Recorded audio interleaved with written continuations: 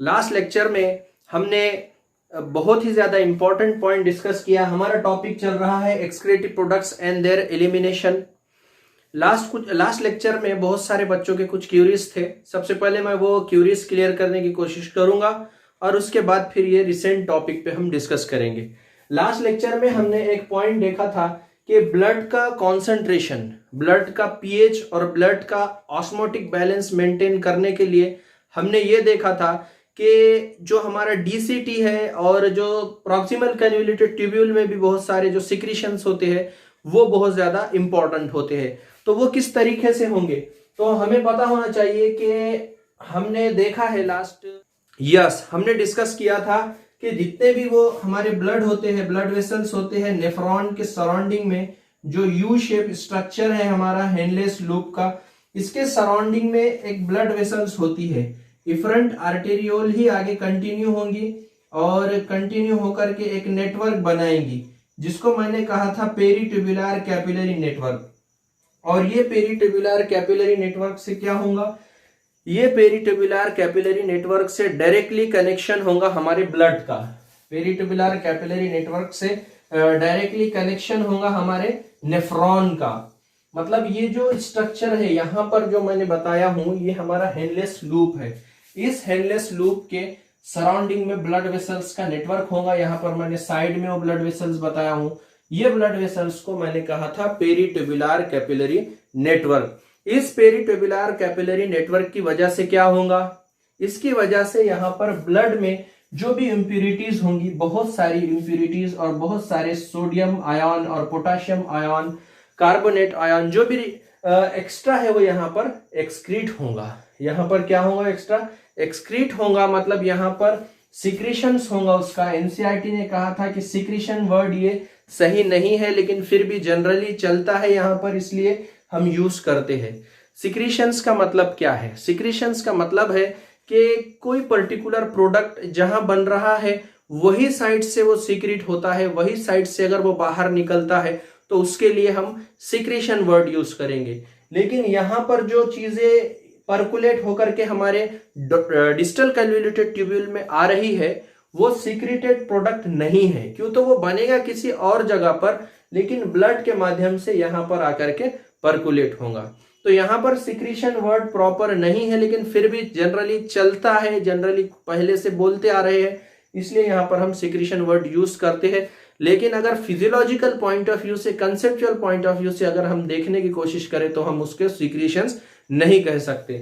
तो बोलने का मतलब यही है कि यहाँ पर जो सराउंडिंग में ब्लड वेसल्स है वो ब्लड वेसल्स कुछ चीजें वहां से परकुलेट करेंगे और ये पाइप में रिलीज करेंगे, जिसकी वजह से हमारा जो ब्लड है वहां पर कॉन्सेंट्रेशन मेंटेन होगा, ऑस्मोटिक बैलेंस मेंटेन होगा।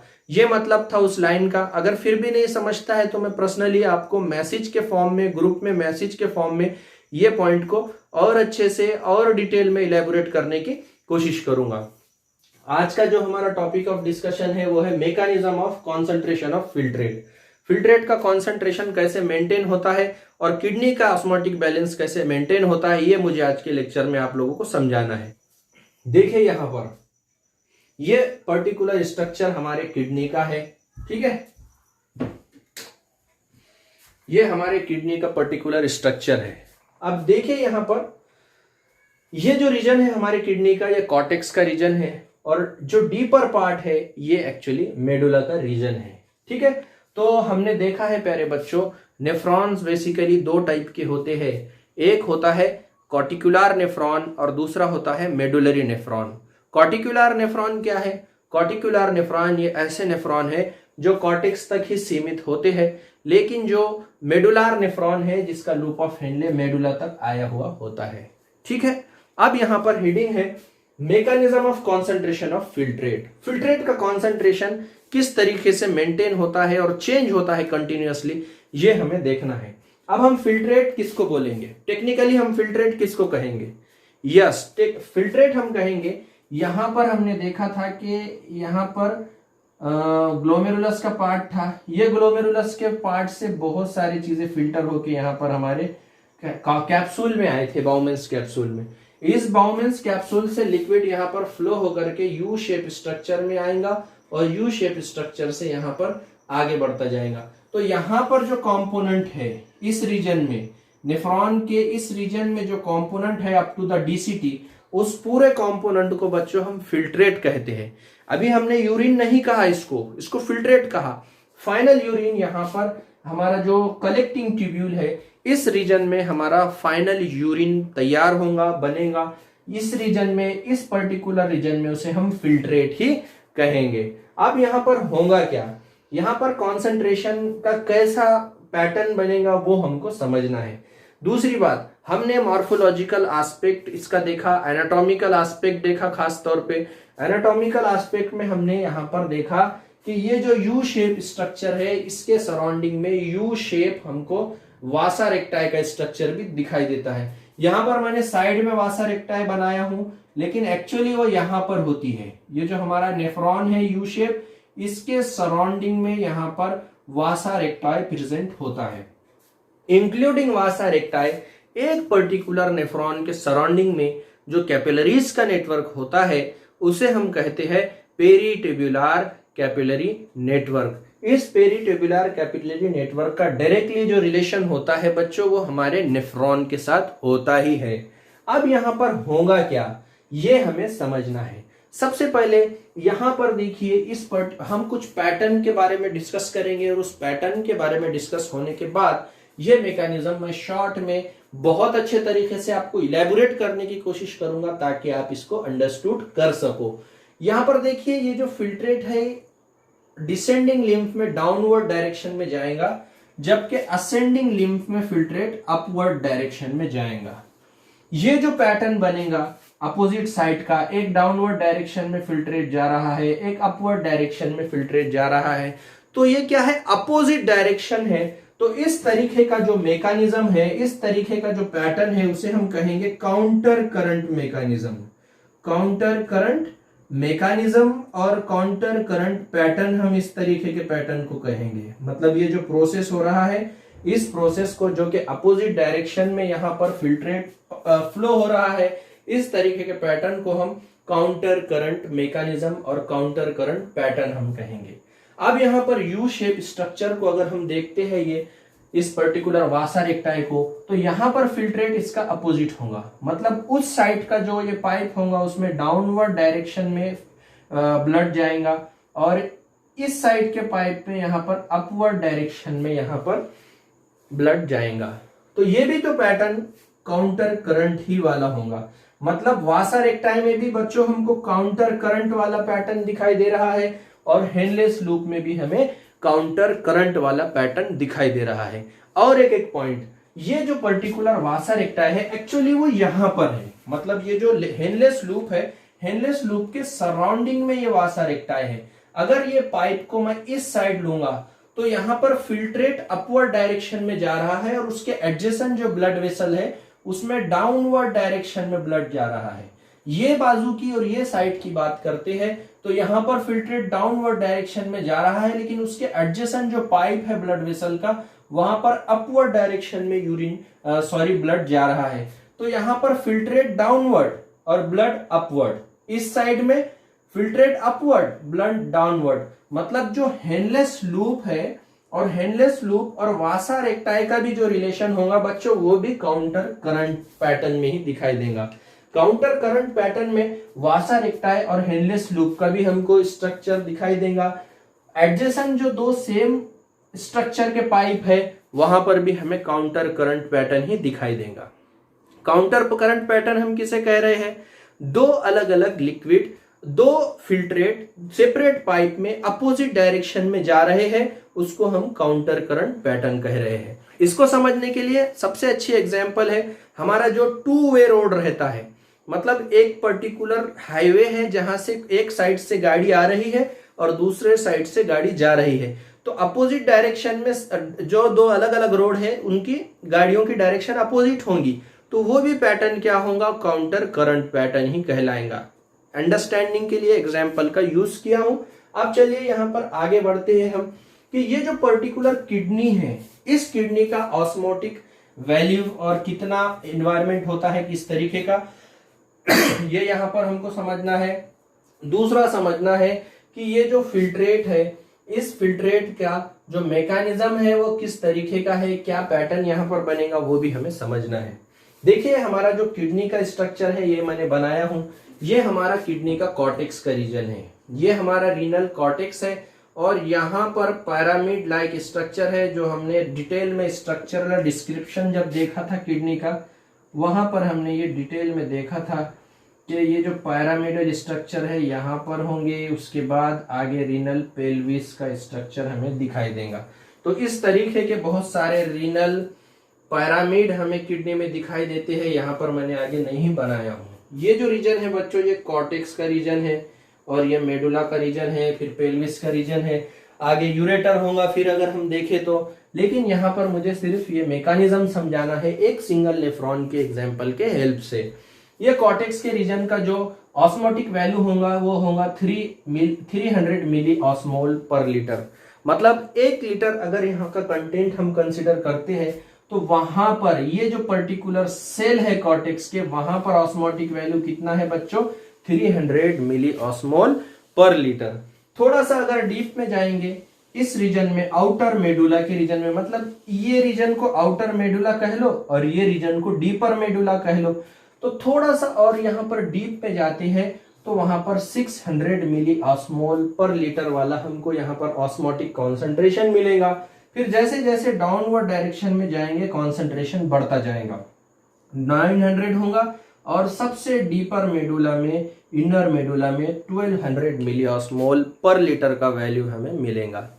अब ये जो पर्टिकुलर वैल्यू है, ये वैल्यू कांस्टेंट ही होगा, इसमें कोई चेंज नहीं होगा। ये वैल्यू है कहाँ का, एक्चुअली ये वैल्यू हमारे किडनी के सेल्स का है, हमारे किडनी के खुद के सेल्स है, उस सेल्स का भी कुछ ना कुछ कॉन्सेंट्रेशन है, उस कॉन्सेंट्रेशन की हम बात कर रहे हैं। किडनी के जो कॉर्टेक्स के सेल्स है वहां पर डाइल्यूट है, उतना ज्यादा कॉन्सेंट्रेट नहीं है as compare to deeper reason. क्यों हम कह रहे हैं, क्यों तो कॉर्टेक्स में 300 मिली ऑस्मोल पर लीटर हमको फिगर मिल रहा है, आउटर कॉर्टेक्स में 600 मिली ऑस्मोल मिल रहा है, फिर जितना डीप में जाएंगे तो वो हमको वैल्यू बढ़ती हुई नजर आएंगी। कॉर्टेक्स इनर मेडुला में 1200 मिली ऑस्मोल पर लीटर यहाँ पर हमको एनवायरनमेंट देखने को मिलेगा। तो ये जो ऑस्मोटिक कॉन्सेंट्रेशन है हमारे किडनी का वो कांस्टेंट ही रहेगा, मेंटेन ही रहेगा। अब इस पर्टिकुलर कॉन्सेंट्रेशन को कांस्टेंट रखने के लिए, मेंटेन रखने के लिए हमारे किडनी में ऐसा क्या प्रोसेस होगा ये मुझे अभी आपको समझाना है। तो किडनी में यहाँ पर हमने U shape loop of Henle देखा है और यहाँ पर वासा रेक्टाई देखा है।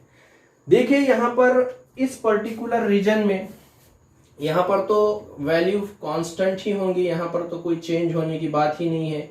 लेकिन जैसे जैसे यहाँ पर डीप में जाएंगे तो ये हेनलेस लूप से यहाँ पर वाटर निकलेगा, हेनलेस लूप से यहाँ पर वाटर निकलेगा, और अगर बच्चों यहाँ पर वाटर आके जमा होगा तो ये ऑस्मोटिक वैल्यू क्या हो जाएंगी, कम हो जाएंगी। मतलब ये जो डाइल्यूट है उतना ही डाइल्यूट यहाँ पर होगा, मतलब 600 से कम फिगर आउट होना चाहिए।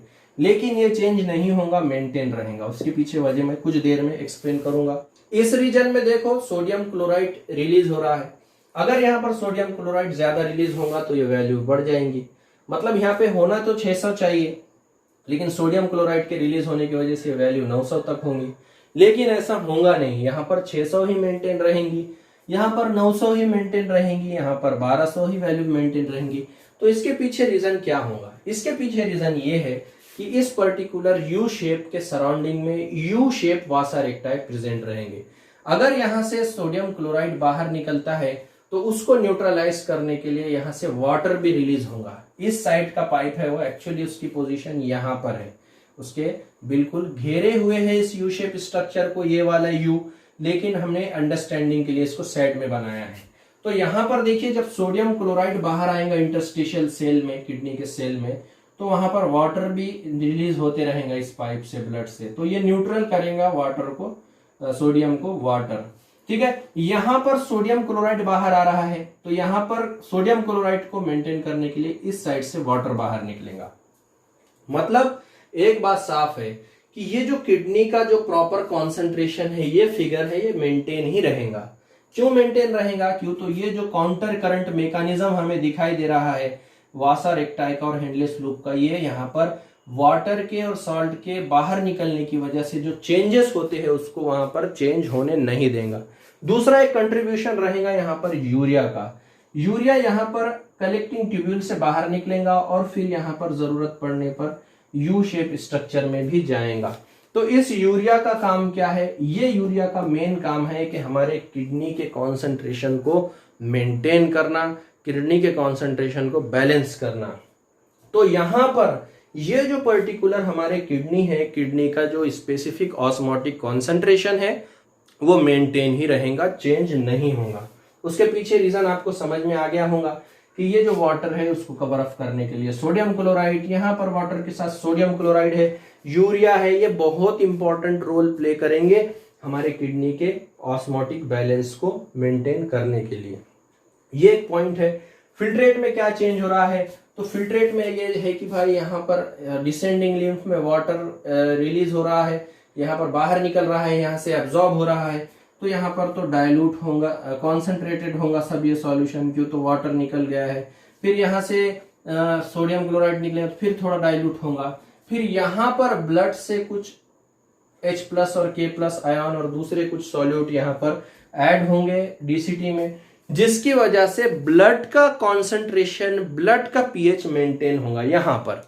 लेकिन यहाँ पर जो हम बात कर रहे हैं बच्चों, वो किडनी के सेल की बात कर रहे हैं। किडनी के खुद के भी तो अपने सेल है, उनका भी तो कॉन्सेंट्रेशन प्रॉपर मेंटेन होना जरूरी है। उस कॉन्सेंट्रेशन की मैं यहाँ पर बात कर रहा हूं। तो ये जो मैकेनिज्म है, जो फिल्ट्रेट का कॉन्सेंट्रेशन यहाँ पर चेंज हो रहा है कंटिन्यूअसली, इस पर्टिकुलर फिल्ट्रेट का कॉन्सेंट्रेशन, इस ब्लड का कॉन्सेंट्रेशन, और उसकी वजह से जो किडनी के सेल्स में जो प्रॉपर वैल्यू मेंटेन रह रही है, कॉर्टेक्स में 300, डीपर मेडुला में हमारे किडनी के 1200 मिली ऑस्मोल पर लीटर, ये वैल्यू को मेंटेन करने के लिए यहाँ पर जो वासा रेक्टाई और लूप ऑफ हेनले है, ये काउंटर करंट मैकेनिज्म के फॉर्म में यहाँ पर वर्क करेंगे और यहाँ पर कॉन्सेंट्रेशन को मेंटेन करेंगे। होप आप लोगों को ये पॉइंट समझ गए होंगे। अगर यहाँ पर किसी को कोई दिक्कत होती है पॉइंट समझने में, तो फ्रैंकली मुझसे आपके क्यूरीज शेयर करिए, मैं पूरी कोशिश करूंगा कि आपके डाउट को क्लियर कर सकूं। अब कुछ पॉइंट बचे हैं इससे रिलेटेड, डायलिसिस का प्रिंसिपल है और रिलेटेड डिसऑर्डर्स है और मैकेनिज्म है किडनी का, हार्मोनल फंक्शंस कैसे होंगे, किडनी के फंक्शंस को परफॉर्म करने के लिए न्यूरोनल फैक्टर्स कौन से होते हैं, हार्मोनल फैक्टर्स कौन से होते हैं, ये पॉइंट्स हम आगे के लेक्चर्स में समझने की कोशिश करेंगे। तब तक के लिए स्टडी करिए और बहुत ज़्यादा तैयारी रखिए। आप कम समय है और हमको ज़्यादा पढ़ाई करना है, इसलिए कोशिश यही करना है हमें कि हम ज़्यादा से ज़्यादा एक्टिवेट हो सके। तब तक के लिए इजाज़त चाहता हूँ, अपना ख्याल रखिएगा और ज़्यादा से ज़्यादा MCQ सॉल्व करिएगा, ठीक है। तो ये मेरे कुछ इंस्ट्रक्शन थे, ये चैप्टर होने के बाद इस पे टेस्ट रखेंगे और फिर पूरी अभी तक जितने कंप्लीट चैप्टर हुए हैं उसको 8 दिन का टाइम दूंगा रिवीजन को, उस पर भी फिर एक टेस्ट रखेंगे। तो फिर हमारा गूगल फॉर्म पे 20 क्वेश्चन के पैटर्न पे ही हम चलेंगे फिलहाल मजबूरी के तहत। अगर कुछ डाउट होता है तो आप करिए, मैं उसको सॉल्व करने की कोशिश करूँगा। स्टडी शेड्यूल बनाइए, टाइम टेबल बनाइए और उसके तहत पढ़ाई करिए। सभी बच्चों से ये मेरा रिक्वेस्ट है, ज़रूरी नहीं है कि हर बच्चे का नाम लिया जाए, लेकिन सब बच्चों से मेरा रिक्वेस्ट है कि आप पढ़ाई करिए और ज़्यादा से ज़्यादा कॉन्सेंट्रेट होकर के आप फोकस करिए, ठीक है। तो यहाँ पर हमारा आज का लेक्चर कंक्लूड होता है। आगे के लेक्चर में हम नेक्स्ट हेडिंग डिस्कस करेंगे। तब तक के लिए इजाज़त दीजिए। Thank you.